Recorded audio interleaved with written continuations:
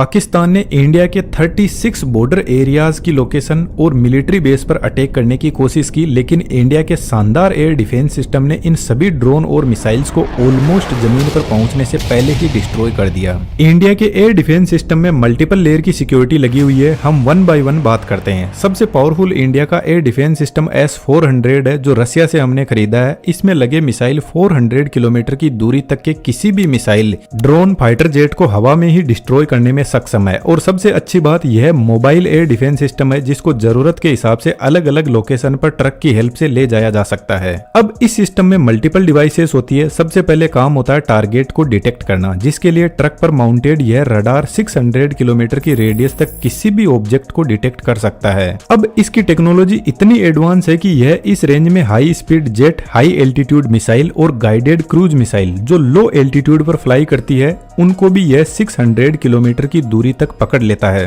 और सबसे अच्छी बात, 300 प्लस टारगेट को यह एक साथ में पकड़ने में सक्षम है। टारगेट मिलने के बाद इंफॉर्मेशन कमांड पोस्ट को सेंड की जाती है। कमांड पोस्ट बेसिकली इस पूरे डिफेंस सिस्टम का ब्रेन होता है। यह देखकर समझता है कि जो टारगेट आ रहा है उसकी साइज कितनी बड़ी है, यदि मल्टीपल टारगेट आ रहे तो सबसे पहले किसको फायर करना है, और सबसे इंपॉर्टेंट टारगेट के हिसाब से कौन से मिसाइल को लॉन्च करना है। जब यह डिसाइड कर लिया जाता है तो अब बारी आती है मिसाइल को लॉन्च करने की। यह काम ट्रक पर माउंटेड यह मिसाइल लॉन्चर करता है। हर लॉन्चर पर 4 ऐसे बड़े ट्यूब लगे रहते हैं जिनके अंदर मिसाइल होती है, तो एक लॉन्चर के पास में 4 मिसाइल होती है।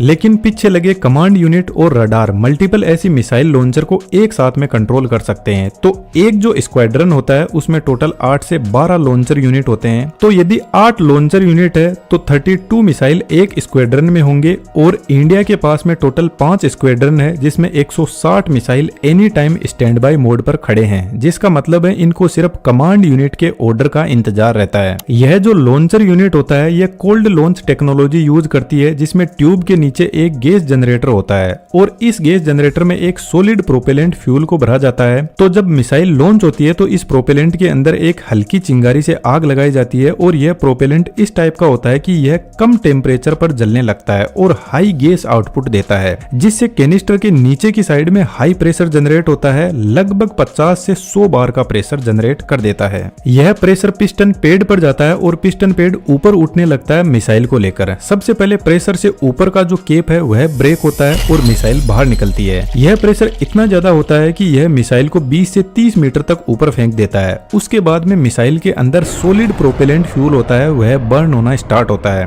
और मिसाइल अपने टारगेट की तरफ बढ़ती है। यह जो लॉन्च कैनिस्टर होते हैं यह टोटल 4 टाइप की मिसाइल को लॉन्च कर सकते हैं। इसको आप यहाँ पर देख सकते हो। इन सभी की अलग अलग रेंज होती है। तो टारगेट की दूरी और साइज के हिसाब से किस मिसाइल को लॉन्च करना है यह कमांड पोस्टर लॉन्चर यूनिट को बताता है। इसके हिसाब से फिर लॉन्च किया जाता है। यहाँ पर हाईएस्ट मिसाइल की रेंज 400 किलोमीटर की है, लेकिन हमारा जो रडार है वह 600 किलोमीटर तक देख सकता है। तो फ्यूचर में यदि हमारे पास में और पावरफुल मिसाइल आती है तो उसको यह सिस्टम आराम से संभाल लेगा। लेकिन यहाँ पर जो मिसाइल है उनमें से कुछ मिसाइल ऐसी भी है जिनमें एक्टिव रडार सिस्टम नहीं होता। इनको रेगुलरली गाइड करना पड़ता है कि आपको किधर जाना है और कहां पर एक्सप्लोजन करना है। तो फिर इस मिसाइल को गाइड करने के लिए फायर कंट्रोल रडार स्टेशन होता है। एक जो स्क्वाड्रन होता है उसमें 6 फायर कंट्रोल रडार यूनिट होती है और यह कंटिन्यूअसली मिसाइल को फीड करता रहता है टारगेट की लोकेशन और उसी के हिसाब से फिर मिसाइल आगे बढ़ती है। अब यह जो मिसाइल होते हैं यह लॉन्च होने के बाद में मार्क 5 से मार्क 6 की स्पीड पे चलते हैं। तो इतनी स्पीड पर यह लगभग फाइटर जेट, ड्रोन और मिसाइल्स को पकड़ लेते हैं और इसी स्पीड पर चलते हुए टारगेट से टकराते हैं और इसमें लगा प्रोक्सीमिटी फ्यूज प्रोपेलेंट को एक्टिवेट करता है और एक जबरदस्त ब्लास्ट करवाता है। लेकिन यहाँ पर कुछ इंपोर्टेंट चीज है। यह जो चारों यूनिट मिलकर एक सिस्टम को कंप्लीट करती है, यह चारों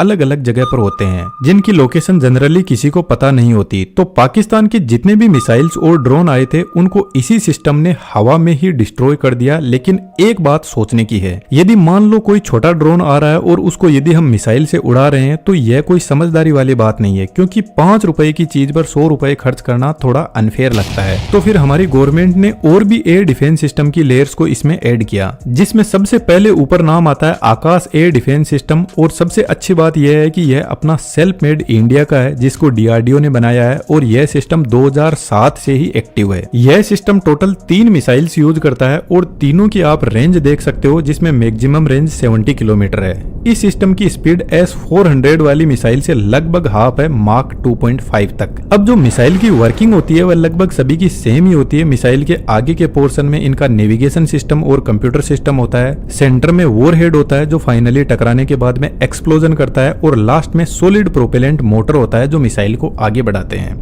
अब ऐसे जो मिसाइल होते हैं जिनमें ऑन बोर्ड सीकर सिस्टम नहीं होता है, यह बेसिकली खुद से टारगेट को ट्रैक नहीं करते हैं। ग्राउंड से रडार इनको इंफॉर्मेशन देता है कि आपको कहां और किधर जाना है। और इस चीज का इन मिसाइल्स को फायदा भी मिलता है कि यदि कोई जेमर सिस्टम लगा हुआ है तो वह इसके सिग्नल को ब्लॉक ही नहीं कर पाएगा, जिससे मिसाइल कंफ्यूज नहीं होगा और अच्छे से टारगेट को उड़ा पाएगा। अब यह जो सिस्टम होता है इसके पास में अपने रडार और कंट्रोल यूनिट होती है जो 25 किलोमीटर के एल्टीट्यूड तक टारगेट को हैंडल करता है। इसके बाद में सिक्योरिटी की नेक्स्ट लेयर, जिसमें medium range surface air missile system भी इंडिया के पास में अवेलेबल है, जो फास्ट मूविंग ड्रोन के हिसाब से ऑप्टिमाइज्ड है और 70 से 100 किलोमीटर के एरिया में अच्छे से काम करता है। इसके अलावा हमारे पास में एयर डिफेंस की एक और लेयर है जो मुझे काफी शानदार लगी, इंटीग्रेटेड काउंटर यूएस ग्रिड। यह कोई अमेरिका का नहीं है बल्कि डीआरडीओ का बनाया हुआ ही सिस्टम है। यह एक सिस्टम नहीं है बल्कि बहुत सारे सेंसर, सर्विलांस, रडार का पूरा नेटवर्क है। इसमें भी मल्टीपल लेयर होती है। इसमें जो रडार होता है वह हाई रेजोल्यूशन रडार होता है जो छोटे छोटे ड्रोन को 10 से 20 किलोमीटर की रेंज में पकड़ने का काम बहुत अच्छे से करता है। रडार के अलावा इलेक्ट्रो ऑप्टिकल और इंफ्रारेड सेंसर इसमें लगे रहते हैं, जिसमें कैमरा भी होता है जो ऑब्जेक्ट की इमेज दिखाता है, और इंफ्रारेड सेंसर ऑब्जेक्ट की थर्मल इमेज जनरेट करता है। इसके बाद में इलेक्ट्रॉनिक वॉरफेयर यूनिट, जिसमें रेडियो फ्रीक्वेंसी सेंसर इसके कम्युनिकेशन सिग्नल को कंट्रोल करता है, और यह जो सेंसर होता है यह इस तरीके से काम करता है कि यदि रडार किसी ऑब्जेक्ट या ड्रोन को देख भी नहीं पाया तो भी यह उसके कम्युनिकेशन सिग्नल को 5 से 10 किलोमीटर की रेंज में कंट्रोल करने लग जाएगा। और यहाँ पर अवेलेबल रेडियो फ्रीक्वेंसी जैमर इसके सिग्नल को ही ब्लॉक कर देगा, तो या तो ड्रोन कहीं पर लॉस्ट हो जाएगा या कहीं पर जाकर गिर जाएगा। और पाकिस्तान ने जो अभी एयर स्ट्राइक की थी इसमें यह सिस्टम बहुत ही अच्छे से काम कर रहा था। अब मान लो यदि यह सिस्टम ड्रोन के सिग्नल्स को जैम नहीं कर पाया तो इसके साथ में लेजर डायरेक्ट एनर्जी सिस्टम भी एक्टिवेट होता है जो डीआरडीओ ने ही बनाया है। यह 10 से 20 किलोवाट की पावर को काम में लेता है और ड्रोन के ऊपर हाई पावर लेजर छोड़ता है, जिससे वह हवा में ही जल जाता है। लेकिन इसकी रेंज सिर्फ 1 से 2 किलोमीटर है। यदि ड्रोन इससे ज्यादा दूरी पर है तो एंटी ड्रोन गन्स काम में लिए जाते हैं, जो बेसिकली एक नेट को हवा में फेंकती है जो ड्रोन को पकड़ के नीचे ले आती है। अब यदि टारगेट इस सिस्टम की रेंज से ही बाहर है तो इसके पास में अपने शॉर्ट रेंज मिसाइल भी होते हैं जो एकदम क्विकली ऑपरेट करते हैं। अब इस सिस्टम को भी कंट्रोल करने के लिए कमांड एंड कंट्रोल यूनिट होती है जो बेसिकली डिसाइड करता है कौन से सिस्टम को ऑपरेट करवाना है। इसके अलावा भी कुछ एयर डिफेंस सिस्टम अपने इंडिया में अवेलेबल है, लेकिन सबसे अच्छी बात यह है कि यह जितने भी सिस्टम अभी मैंने आपको एक्सप्लेन किए हैं यह सभी एक इंटीग्रेटेड एयर डिफेंस सिस्टम से जुड़े रहते हैं, जिससे यह आपस में एक दूसरे को इन्फॉर्मेशन शेयर करते हैं ताकि डिसाइड किया जा सके कि दुश्मन के किस ऑब्जेक्ट को कैसा ट्रीटमेंट देना है। आई होप दैट कि आपको सब कुछ क्लियर हुआ होगा। और भी ऐसी शानदार इन्फॉर्मेशन के लिए आप हमारे साथ में जुड़ सकते हो।